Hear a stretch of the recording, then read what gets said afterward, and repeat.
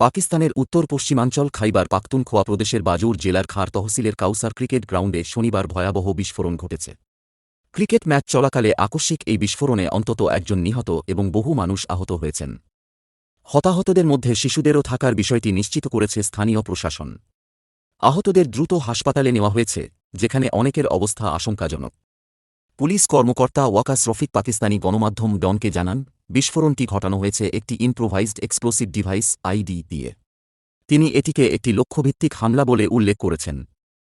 প্রাথমিক তদন্তে ধারণা করা হচ্ছে, হামলাকারীরা আগে থেকেই পরিকল্পিতভাবে এই বিস্ফোরণের ছক কষেছিল। প্রত্যক্ষদর্শীরা জানিয়েছেন, খেলা যখন উত্তেজনার পর্যায়ে ছিল, তখন হঠাৎ করেই বিস্ফোরণে মাঠ কেঁপে ওঠে। মুহূর্তের মধ্যে সৃষ্টি হয় চরম বিশৃঙ্খলা। দর্শকরা আতঙ্কে দিকবিদিক ছুটোছুটি শুরু করলে পরিস্থিতি আরও ভয়াবহ হয়ে ওঠে। এক পুলিশ মুখপাত্র এক্সপ্রেস ট্রিবিউনকে বলেন, বিস্ফোরণের শব্দ এতটাই প্রবল ছিল যে আশেপাশের এলাকায়ও আতঙ্ক ছড়িয়ে পড়ে। এই ঘটনার পর পাকিস্তানের নিরাপত্তা ব্যবস্থার দুর্বলতা নিয়ে নতুন করে প্রশ্ন উঠেছে। সাম্প্রতিক বছরগুলোতে দেশটিতে সন্ত্রাসী হামলার পুনরুত্থান আন্তর্জাতিক মহলে উদ্বেগ বাড়িয়েছে।